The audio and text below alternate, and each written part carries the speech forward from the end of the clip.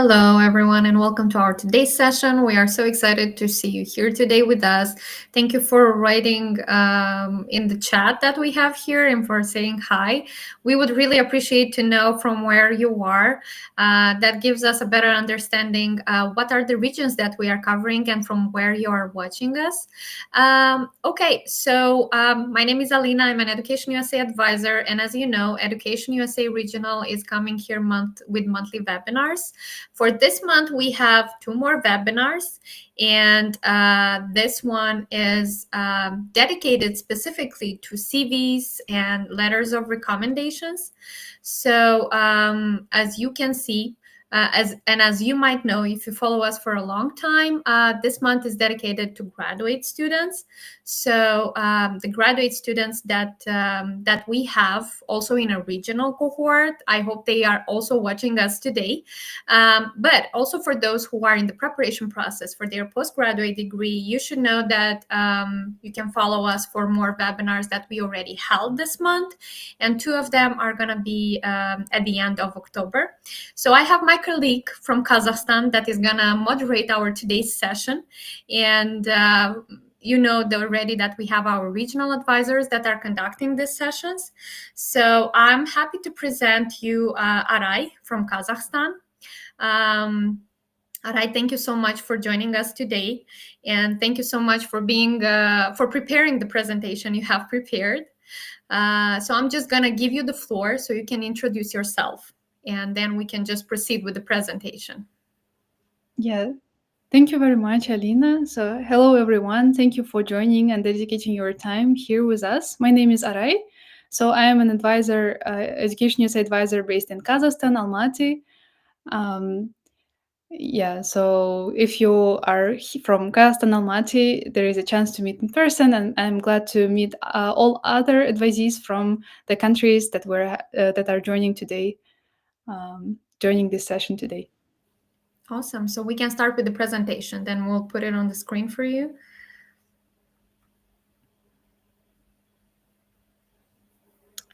Yeah, so today's presentation will be full of useful information, hopefully, and feel free to take a screenshot or picture of some slides because they will be having some examples or questions. And later on, we will move to the questions that you left while you registered for this session. And if you have some other questions along the way, I will be happy to answer to them as well. So we can move to the next slide. So first, moving straight on to the difference between the CV and resume, which was also one of your questions, is that CV and resume, as you can see here, have some similarities, but at the same time may have different purposes. So while CV is usually sent for academic programs and serves for academic positions, graduate studies, a resume is usually a document that is sent to job positions, and it can also be sent to some professional degree programs such as MBA. And here on this slide, you can see typical sections that are included into each of these documents. And also, you can see that usually a resume, it consists of 1 page where you add your key information, name and contact information, education, and work experience. While in the CV, here you can see that it contains much more sections. So you can consider CV as your life document that contains everything, and it can be from 1 to 2 or 4 pages for younger professionals and more for those who have more extensive experience. And later in the presentation, I will be covering on tailoring it to specific positions. So here you have the basic sections, and they can further be adapted to the specific positions or programs that you will be applying to. So in the next slide, so here you can see that grad school CVs, which today we're focusing on, so mostly graduate programs will ask for CV rather than resume. And as I mentioned before, some professional degree programs may request resume, and they will indicate specific lengths, which can be 1 to 2 pages.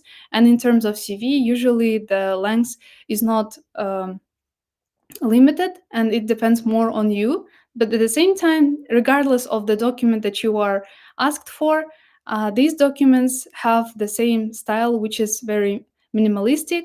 So no bright colors, photographs, or emojis, and it includes the experiences which will add to your uh, profile and will help you to stand out among other applicants. So moving on to the next slide. Um, One of the questions that you should be thinking about is why should the admissions select you? And here you should be aware that um, there is, mm, while we have templates and examples, guidelines to create a CV and resume, you should be using also your common sense to understand whether a certain experience or results of your work will be helpful in assessing your candidacy. Um, and you will be placing those that are most important, most impactful for you at the beginning of your CV or resume, and those that are less important or less relevant can be placed in the second or third and other pages of your document. So one of the questions that or the registrants had is about the length. So as I mentioned before, with CV, the length can be 2 to 3 pages for most applicants, and resume will be 1 page. So here, regardless of the page number, you will be placing the experiences firstly in reverse chronological order, and then also depending on their relevance and importance within your application. And next. So here are the tips to keep in mind.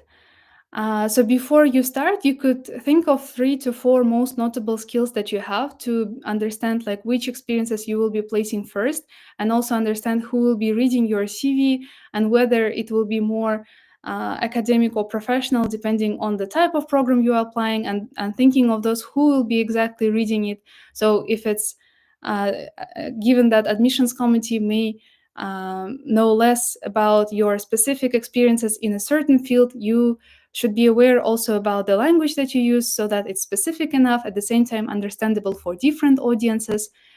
Um, and also some of the experiences that you want to list, but at the same time you want to keep it concise. Here in the last bullet point, you can see that some of the experiences may not require the detailed description. So the most important ones may contain bullet points, which we'll be talking about later, and those that are less important can be just shortly mentioned if you want them to be in your document.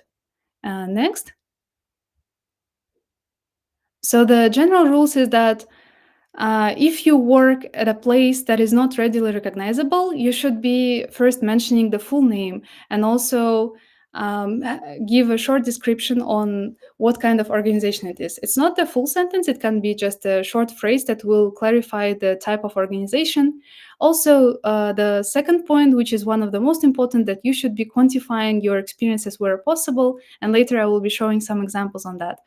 I provide enough context so that the reader understands the scale of your work and the area in which you were working, what kind of tools you used, also what kind of results you achieved by making comparisons of before and after, and also describing the outcome of your work.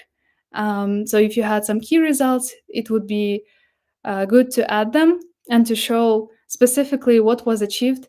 And if you add numbers or some other quantifiable results, it would be even better. Next.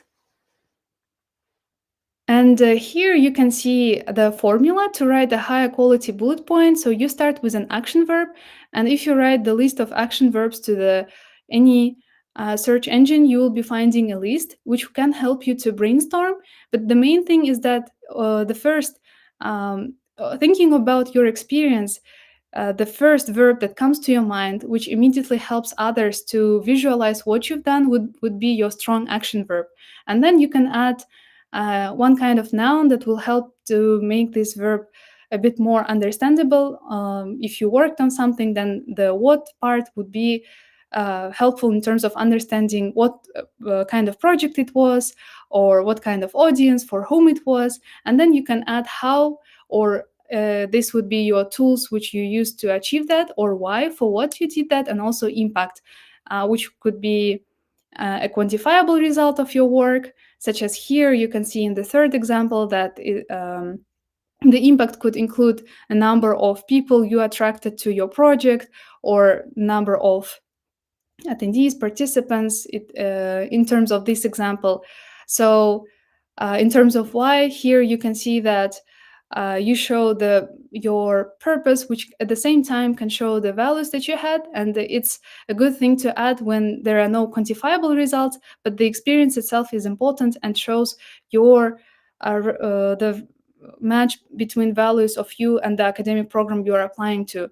And the first example that you see here is about how. So you show more details in terms of how you did something, and it may include different tools that you used. It can be technical tools, or some kind of approaches. If you are a teacher, you may add different methods that you were using to achieve the results with your students. In the next slide,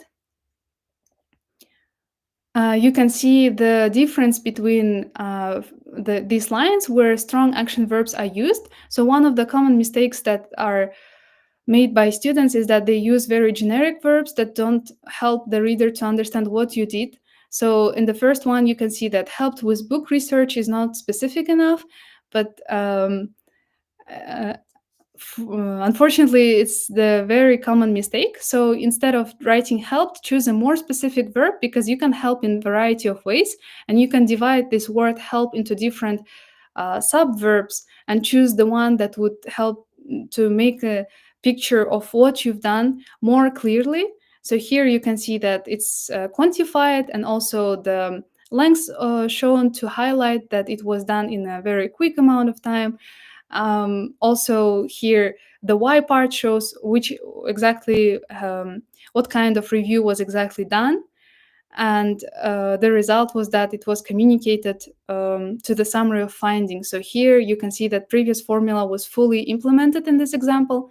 And in the rest of examples, you can also see that assisted is another synonym to helped, which is also not a verb that you should be using. So instead, you should use verbs that such as planned and implemented in case of this. So you can ask yourself, how exactly did I assist? What exactly did I do? And then write down all of the verbs that you like incorporating when you write the word assisted, and then choose the ones that will be the most representative of this experience. And if there are several verbs and you don't want to like lose any of them, you can write several bullet points, or you if you have any kind of limits, because some programs, they may ask you to keep some kind of length. So before tailoring your CV to the specific position, you can write your full CV, which will include everything that you've done starting from your undergrad degree. And then when you will be tailoring it, you can think of that one experience will show you from one part, and another experience will show you from other qualities that you have. So in this case, you will be concise, but at the same time, you will be able to show all the skills that you have without being repetitive. So moving on to the next slide. I mentioned that it is important to quantify your experiences. So here you can see examples of how you can do that, because often we may not fully understand that, yes, we should add some kind of numbers, but how to do that. So here you can take a picture of this slide, and then think of how you can do it in your own way. And also here, I want to add that you shouldn't be intimidated by the examples and thinking of you don't have some kind of impactful results, or maybe impressive ones. So it's better to add the numbers as they are that you have, rather than not writing them at all. And also, one thing that is good is that you can summarize your experiences. So you cannot write like too many bullet points under one experience. So instead of that, you can summarize some key points. So if you organize, for example, several events within one project, you could summarize that and add all of the number of attendees from all the events that you had. so that the number itself would be more easy to memorize for the reader, and also for you to deliver it and to make it more impactful in your case. Next slide. So here are the questions that you can ask yourself before starting. CV or resume is the document that is sometimes can be hard to write because we may forget about some things. And starting from today, you can document everything that you do. You can have a table or Word document depending on how it's convenient to you, and write everything that you achieve regularly. It can be on a weekly basis, on a daily basis, or on a monthly, depending on how it's comfortable to you. But for the experiences that you had before, you can use these questions to recall everything that you've done, and keep track of it in your, like, it's called monster CV, or it can be called archive CV. So your CV, extensive CV that has everything, you can add all the results that you're having there, so that whenever you see some kind of opportunities appearing, or you see that the deadline is approaching, of some program that you haven't seen before, so you have your CV immediately ready, and you can send it to your recommender, and to the program itself. So it would help you to have this kind of brainstorming sheet with you. And now when you are compiling your updated CV, these questions can help you to start the process. Next slide. And the common mistakes that I've seen while working on helping students and giving feedback to their CVs is that one of the most common mistakes is inconsistency in formatting. So it can be different fonts using different headings, different sizes of, like, one section could have one kind of size, and another one have a different one. So be consistent. You can download templates on writing centers of different US universities and use them, because they are quite consistent, and it will help you to, instead of making your own template, you can start from the ready one, and it will help you to avoid this kind of inconsistency just in formatting, because it shows you that you are attentive to detail, that you are a responsible person. Also, be aware of the spacing. So, for example, sometimes the lines that are used to separate different sections, or the space itself, can be have like different sizes in applicants' CVs. So be aware about, like, if you started one point in a one way, then you should be continuing doing other things in the same way. Which is related to the position of dates and the location of the experience, name of the organization. If you use like the one type of font for the name of the organization, and another one for the description of position to highlight them, then it should be appearing in a similar style like throughout all of your CV. Also, being non-specific about your experience. So previously you saw that it can be unspecific verbs that don't help to understand what kind of skills you have. Also, no metrics, no outcomes. Using unclear or unexplained abbreviations that can be clear to people in your field, but there may be some other readers who are reading your CV, so it's better to, at least for the first time, to spell out it fully. Also, using generic verbs, as I mentioned before, and listing every responsibility instead of key results and impact. So it's better to think of, like, you can write everything fully, and then think of how you could summarize this information so that it looks clear and concise, without listing some kind of basic responsibilities that are immediately understandable that you are having them. So CV or resume is not to show everything that you've done throughout your experience, but to show key highlights, key results, changes that you achieved, to show you as a proactive person, as the one who leads change and helps others in the team, for example. So you don't need to list like everything, but you should be strategic about the verbs that you choose, so that they show exactly what kind of qualities you have, and also be the, like, impact driven and result oriented, including irrelevant experience. So here you should be thinking about, like, whether this experience helps to add something from my side. Like, if I will be part of the certain program, master's program or PhD program, would I be able to implement this experience in a certain way? And if yes, you can have it on your CV. If it's completely irrelevant, then you can remove it. Also, adding the experience from your school experience is no longer relevant when you're applying for graduate studies. So you don't need to add your high school information or achievements that were before undergraduate degree.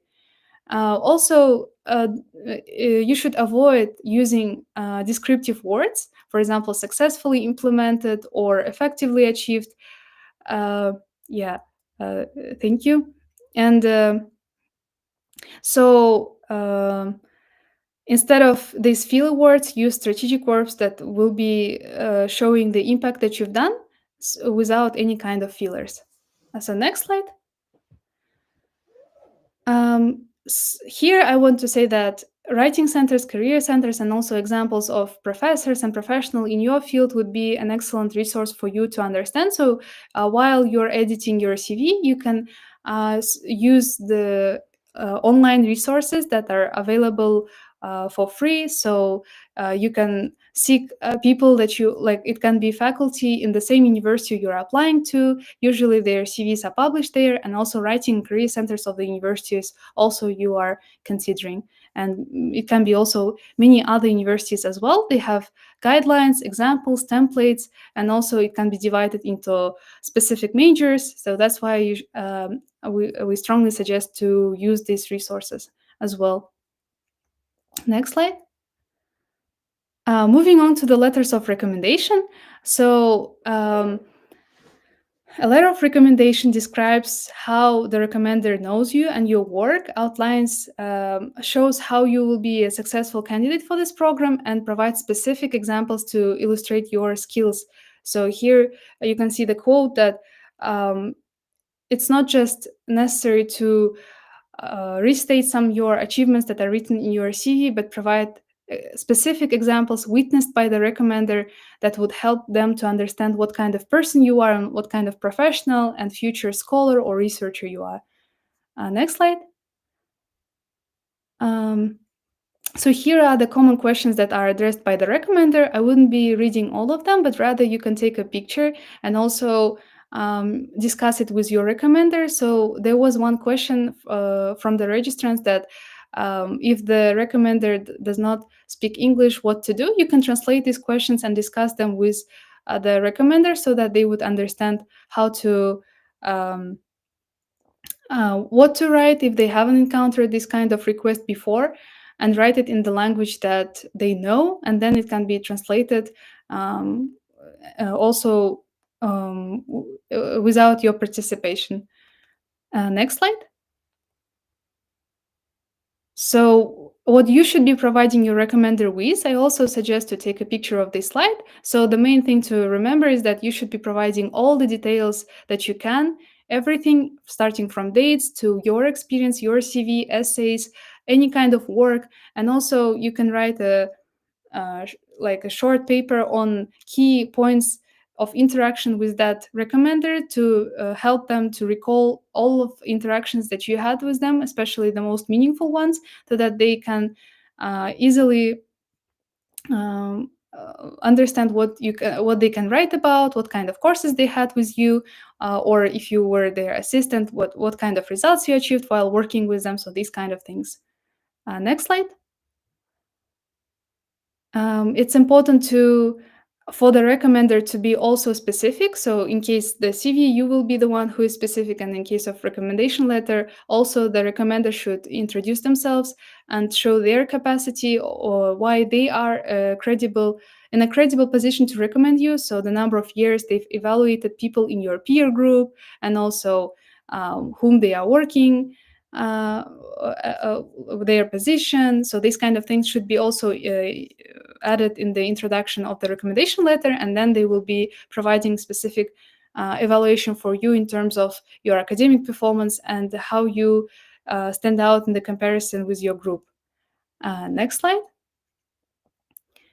And tips for choosing the right people. Usually it's suggested to choose professors and professional references.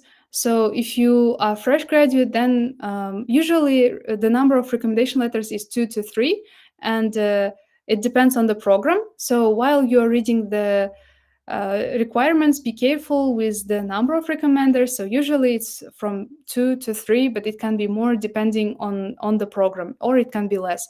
So if it's like 3 recommenders, then 2 of them will be professional academic recommenders if you are a fresh graduate, and vice versa if you graduated a long time ago. So if you graduated more than 5 years ago or more than 10 years ago, usually admissions committee realize that you may lose some contacts with the professors, or they themselves may be changing the positions and places they're working at. So that's why you can choose those recommenders with whom you worked more recently. It can be professional references. So usually universities and admissions, they explain it on their program site that if you graduated a long time ago, several years ago, it's fine for you to use only professional references.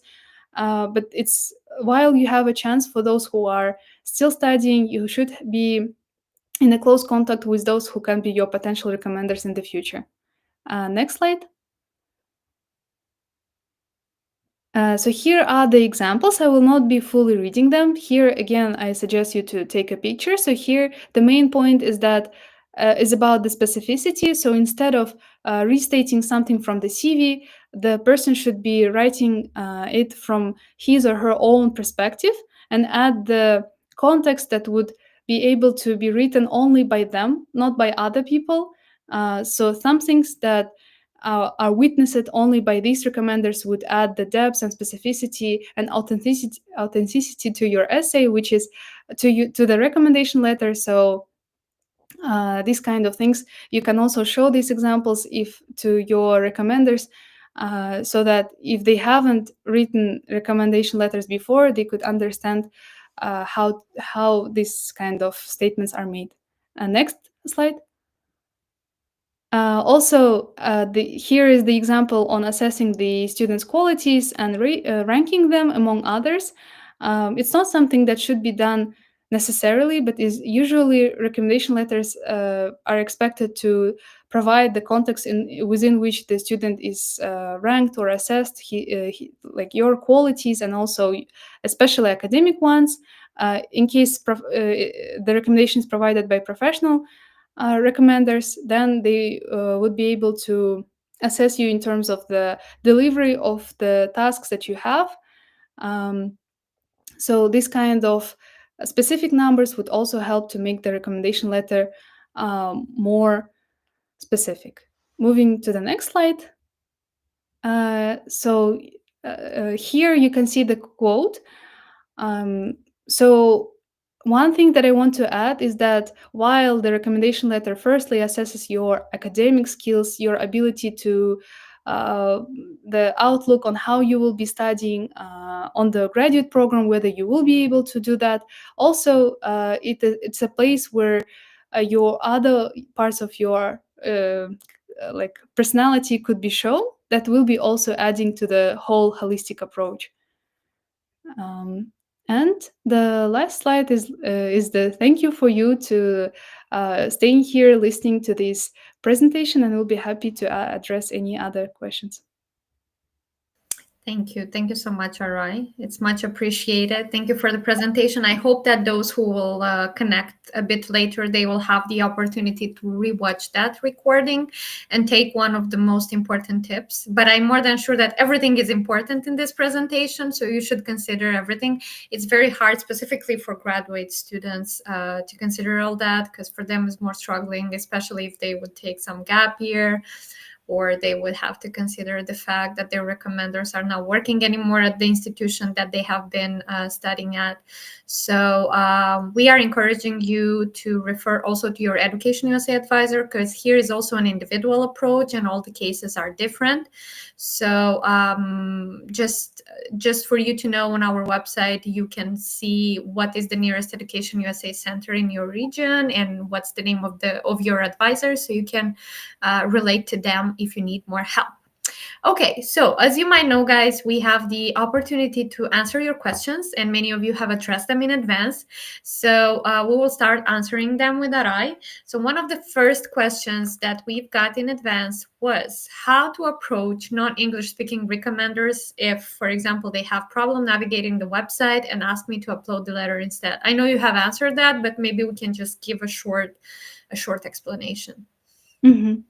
Yeah, so I think I might add a short answer, and that I will be also interested in your opinion, Alina. So, one thing would be um, if the recommender is a non-English speaking one, then first, if you have a chance, you can meet them in person and explain all the processes in Kazakh or Russian or any other language that you speak.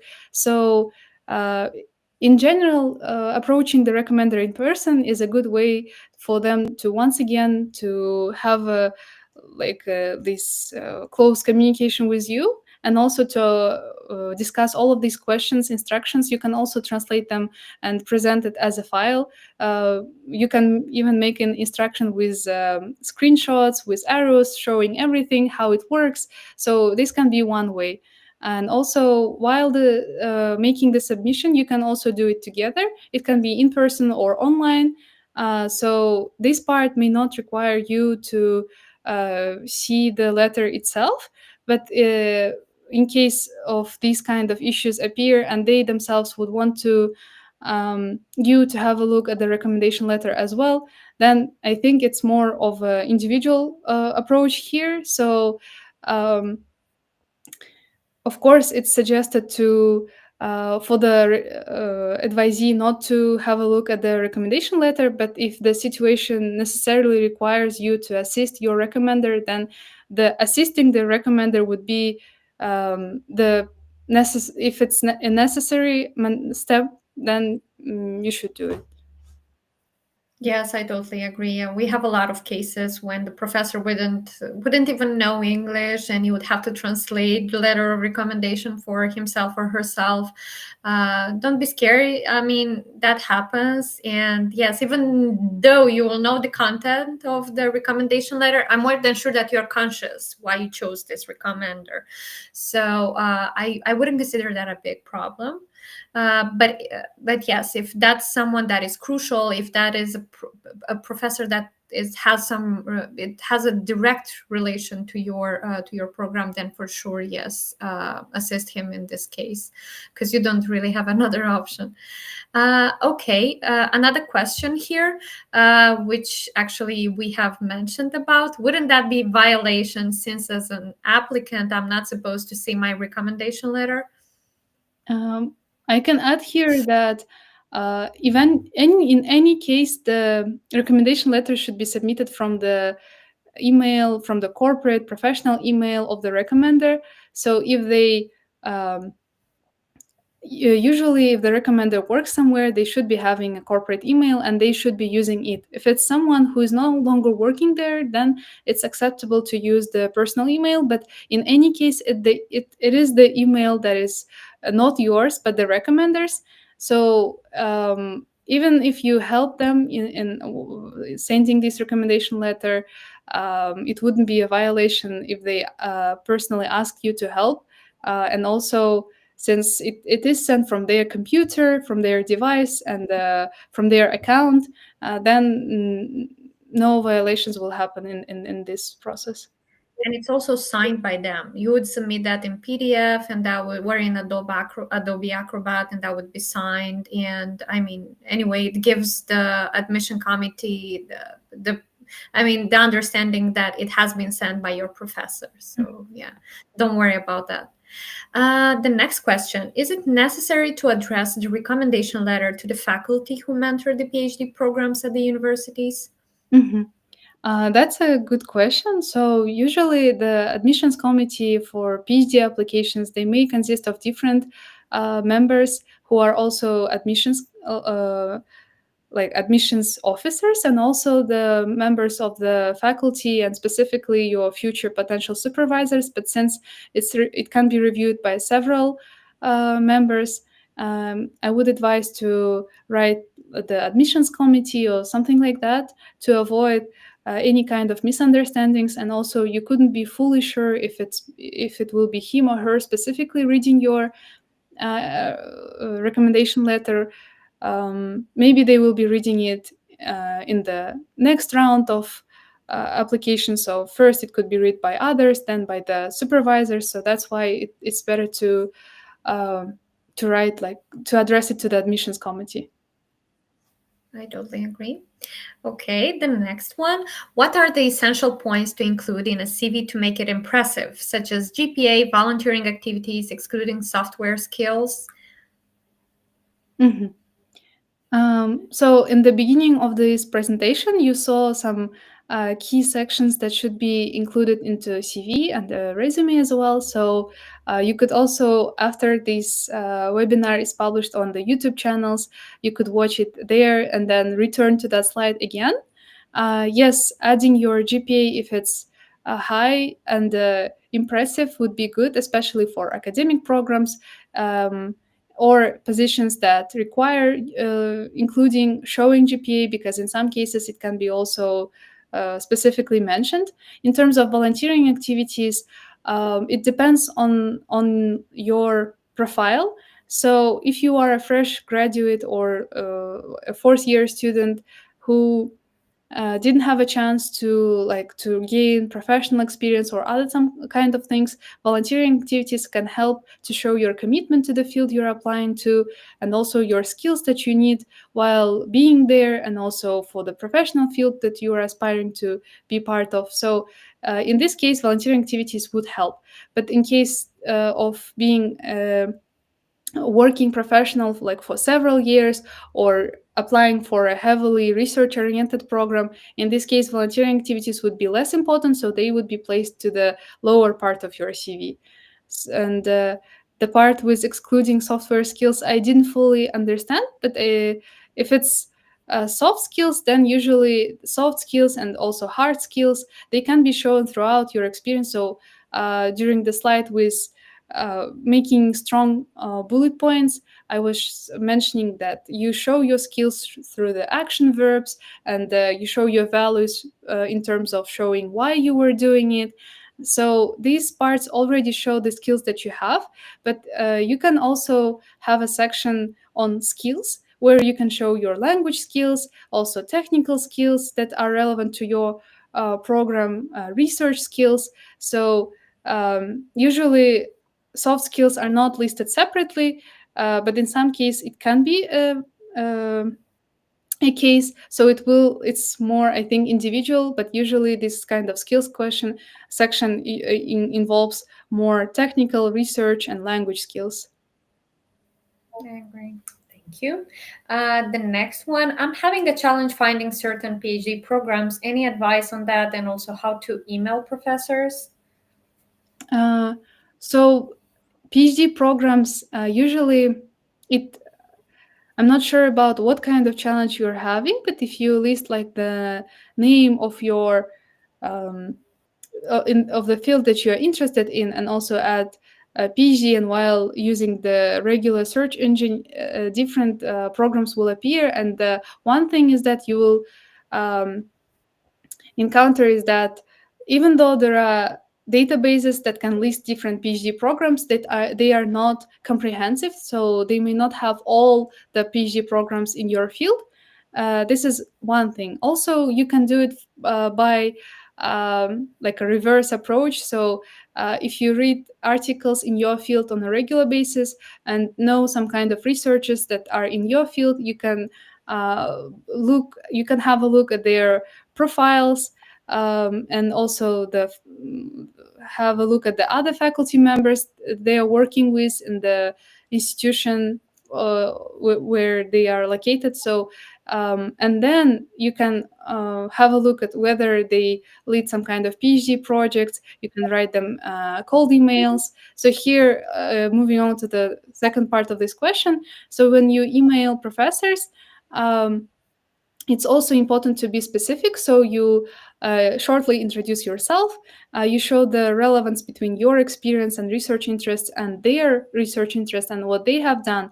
You can touch on specific points that you are interested in within their experience, showing that you are interested in researching the same area, for example, and then smoothly move to the action part, calling them to have maybe a short call where you could further discuss these things, or asking your specific questions on whether they accept PhD applicants this year. So different writing centers as well, they have examples on how to write cold emails, and you can also have a look at them to understand what kind of things you can write. And also you can approach Education USA advisor in your city or country, and ask guidance in your specific case. Thank you. Okay. Another question. I graduated more than 20 years ago. What kind of recommendation to have to get full funding for PhD studies in economics? Mhm.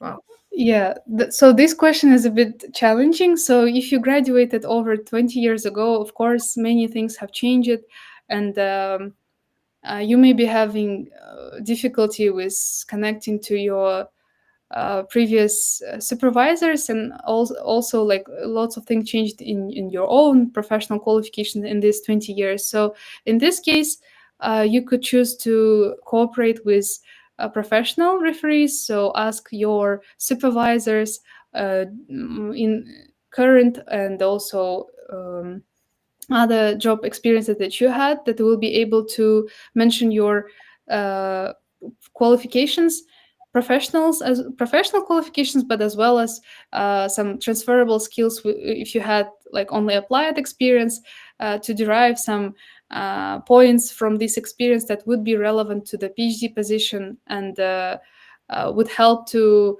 add on the elaborate on perspectives that you gained during these 20 years that would help to be a contributive student during PhD studies. But at the same time, since if you like all of this period you were a professional working in the applied field, then it can be challenging to apply for PhD straight away. So here also you could write cold emails to potential supervisors, discuss it with them as well, to connect with a specific supervisor with whom your experience could be the thing that they are also looking for, like the professional outlook on certain topics in economics, maybe, or areas, countries. So yes, and also I would suggest to acquire research skills in case they may, if you have some missing points in your like research skills, then it would be good to acquire them through online resources, so that you will be able um, to address these things, and to help them to be sure that you will be able to study on a PhD level and conduct research. Okay, thank you. That's helpful. Is there any particular CV for academic programs and a different one for professional programs? Mhm. So for academic programs, the CV, as was also mentioned in the presentation, it would contain more sections to help the mm, admissions committee to understand you from the academic and research perspective. So you, for the academic programs, you would focus more on research skills that you have. It could be also publications, presentations, teaching and mentoring experience, because you will be working with peer students within your research project or lab. So for professional programs, it would be more important to show your specific and certain skills that will be helpful in doing the tasks that are listed in their job description, or like uh, in the future, maybe job description that you will be having after the professional program, if it's the professional master's program, for example. So you will be aiming more to show your professional skills. But if in this question the word program means only graduate programs, but just academic and professional ones, it wouldn't be like for professional programs you are still able to submit a CV, not resume, if they particularly, in case they particularly listed that they want a resume, then in this case it would be a standard resume format. But if they mentioned CV or resume, or decide, like left this to decide on your own, in this case, the section that you had for academic CV could be also listed for the professional program. It's just the order can be changed, and also the action verbs can also be changed depending on which skills would be more relevant to the program you're applying for. Thank you.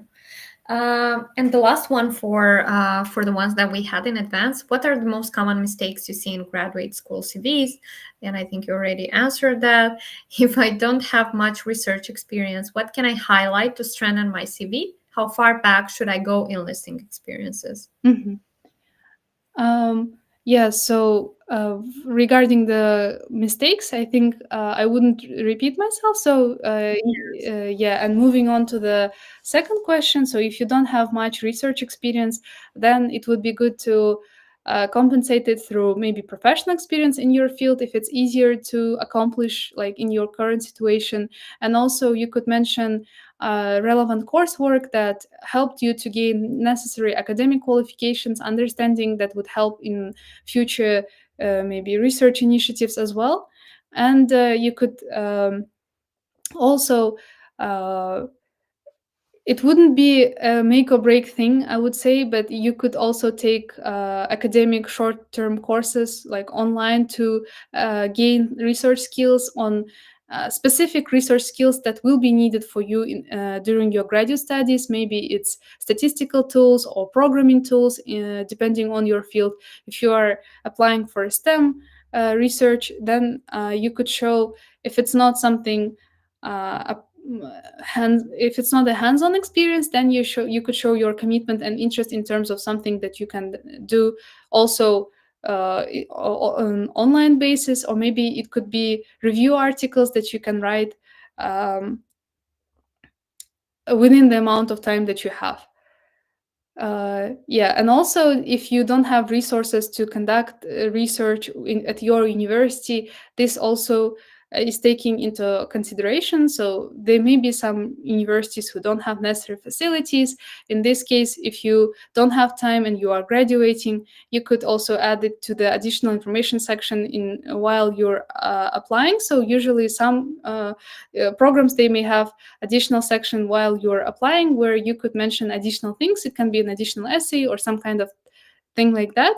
But now what you can do is to just do as much as you can to show your commitment and to think of what kind of transferable skills you have from the experiences that you already had. um, and in terms of listing experiences, it should start from your first year of undergrad. Thank you. Okay, so we are done with the questions that we got in advance, and there is one more from Anastasia that we have in our live chat. Hello, if I have a 1 year gap without work, I traveled that time after my bachelor degree, do I need to create some activity or write something to fill the gap in my resume? That's a good question. So 1 year gap is not, I would say, isn't too much, but at the same time it's not too short. So um I would say that it would be mm, so you don't need to over apologize or over explain yourself in your application letter for that, because it's fine to have gaps in your professional and academic journey. But at the same time, it also depends on the position. It's a question that would be, I think, it would have a different approach from different universities and different admissions committee. For some it would be acceptable, for some it may appear they may have a question on what was done during the last like whole year. So to be safe, I would say that you can start some kind of activity related to your uh, professional field, but without putting too much stress on that in your essay. Without you could just focus on key highlights that you already had.